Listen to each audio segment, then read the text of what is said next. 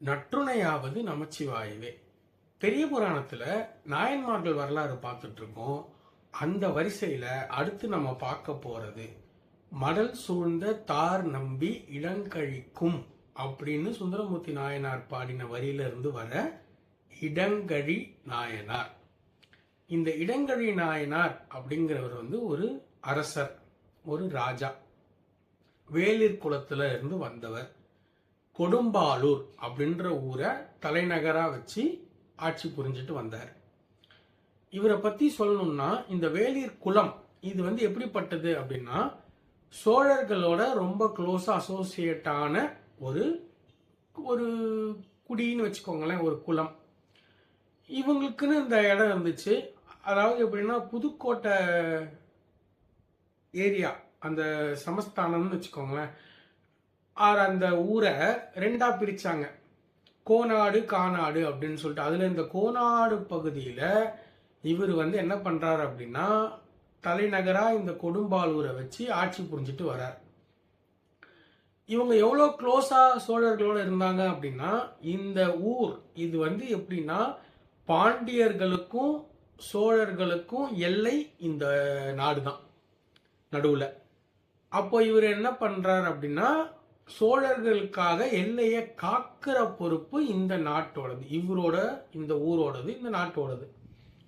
இந்த ராஜா அதனால சோழர்களோட ரொம்ப க்ளோஸா அசோசியேட் ஆயிருக்காரு. இவங்க பரம்பரை, இந்த வேளிர் பரம்பரை எப்படி அப்படின்னா, இந்த சோழ குலத்தோட இவங்க சேர்ந்து இப்படி பண்றதுனால பொண்ணு கொடுத்து பொண்ணு எடுத்துக்கிற பழக்கம் இவங்களுக்குள்ள இருக்கு. அப்படி ஒரு அசோசியேஷன் இருக்கு.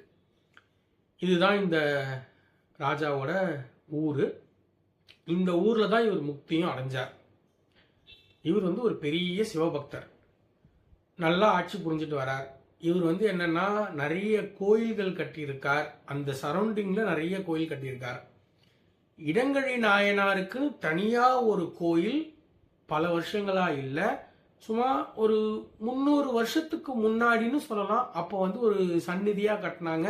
அப்புறம் 2009 2009 தான் அது ஒரு கோயிலா இப்போ கட்டினாங்களாம். கொடும்பாலூர்ல அந்த கோயில் இருக்கு. ஒரே ஒரு சந்நிதி அவருக்குன்னு இருக்கு அந்த கோயில். இந்த ராஜா நல்ல ஆட்சி புரிஞ்சிட்டு வந்தார். இவர் பல கோயில்களுக்கு சீரமைக்கிற பணி, அவரோட ஊர்ல அவரோட நாட்டில் நிறைய கோயில்களை எழுப்பணும், இந்த மாதிரியான விஷயங்கள்லாம் நிறைய பண்ணிட்டு வந்தார். ஒரு நாள் இவர் எப்படி ஃபேமஸ் ஆகுறார் அப்படின்னா, ஒரு நாள் என்ன ஆகுதுன்னா, ஒரு சிவபக்தர், அவரோட வேலை எப்படி அப்படின்னா, அவரோட சிவனடியார், அவரோட வேலை எப்படின்னா, எல்லாருக்கும் இந்த மாதிரி முடியாதவங்க, சிவனடியார்கள், இந்த மாதிரியானவங்களெல்லாம் கூப்பிட்டு அன்னம்பாளித்தல், அதாவது சாப்பாடு போடுறது அவரோட வேலை. இதுக்காக போயிட்டு அவர் பல பேர்கிட்ட நெல் வாங்கி பண்ணுவார், அவரோட சொந்த நெல்லையும் எடுத்து பண்ணுவார். இந்த மாதிரி பண்ணிட்டு இருக்கார் கண்டினியூஸா. அப்போ என்ன ஆகுதுன்னா, பஞ்சம் ஏற்பட்டதுனால இவருக்கு நெல் கொடுக்க ஆள் இல்லை.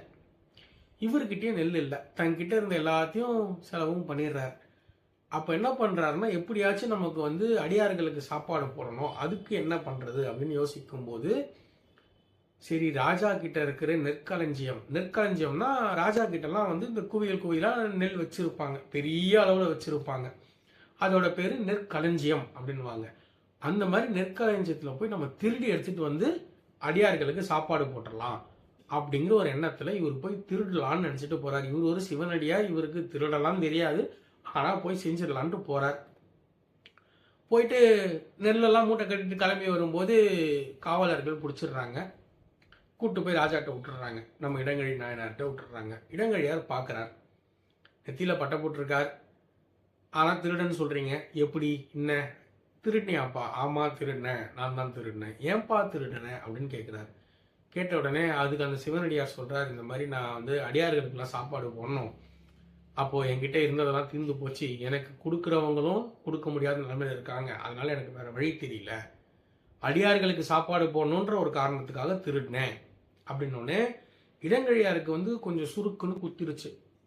ஒரு சாதாரண மனுஷன் அவரே இவ்வளவு யோசிக்கும் போது, ஒரு ராஜாவா நான் இதை பத்தி யோசிக்கலையே அப்படின்னு யோசிச்சார். உடனே என்ன பண்றாருன்னா, அவர் அனுப்பிச்சு விட்டுறார். அனுப்பிட்டு அன்னையில இருந்து அந்த நாட்டில் யாரு சிவனடியார், எந்த சிவனடியார் இருந்தாலும் சரி, யார் வந்தாலும் அந்த சிவனடியாரா வந்தாங்கன்னா நெற்களஞ்சியத்தை திறந்து விடுங்க, அவங்க என்ன வேணுமோ எடுத்துட்டு போகட்டும், தடுக்காதீங்க அப்படின்னு உத்தரவே போட்டுடுறாரு. அவங்களுக்கு தேவையானதை வந்து எடுத்துட்டு போய் நீங்க அடியார்களுக்கு சாப்பாடு போடணுமா போடுங்க அப்படிங்கிறார். அதாவது எப்படின்னா, நான் ராஜா, நானே இதை பண்றேன், எல்லாருக்கும் நானே போடுறேன் அப்படின்னு அந்த பெருமைலாம் எனக்கே வரட்டும், அந்த புகழ் எனக்கே வரட்டும், அந்த நல்ல வினை எனக்கே வரட்டும் அப்படின்லாம் அவர் யோசிக்கல.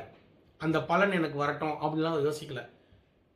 உங்களுக்கு இந்த மாதிரி செய்யணுன்ற எண்ணம் இருக்கா, செய்யுங்க, இங்க வாங்க, எவ்வளவு வேணுமோ எடுத்துட்டு போங்க அப்படின்ட்டார். அதுல இருந்து அவர் ரொம்ப ஃபேமஸ் ஆயிட்டார். நிறைய பேருக்கு இந்த மாதிரி உதவியும் செஞ்சிருக்கார். இதே கொடும்பாலூர்ல நல்ல ஆட்சி புரிஞ்சு அப்புறமா அவர் முக்தியும் அடைஞ்சார். இவ்வளவுதான் இவரோட வரலாறு. ரொம்ப சின்ன வரலாறு தான். இந்த ஒரு இன்சிடென்ட்னாலேயே அவர் வந்து அப்படி நல்ல பேர் எடுத்துட்டாரா, நாயனார் ஆயிட்டாரா அப்படின்னா இல்லை. நிறைய விஷயங்கள் செஞ்சிருக்கார். அதுல சொல்லக்கூடிய ஒரு முக்கியமான விஷயம் இது. முக்கியமா இந்த விஷயம் ஏன் சொல்லணும் அப்படின்னா, எல்லாத்தையும் என்கிட்ட இருக்கு நானே செஞ்சுக்கிறேன் அப்படின்னு சொல்லிட்டு பண்ற இந்த காலத்துல நீ செய், ஆனா என்கிட்ட இருந்து இந்த பொருளை எடுத்துட்டு போய் செய் அப்படின்னு நெற்களஞ்சியத்தையே திறந்து விட்டுருக்காரு. அப்படின்னா அங்க அவரோட சிவபக்தி எவ்வளவு பெருசா இருக்கணும், அதுதான் முக்கியம்.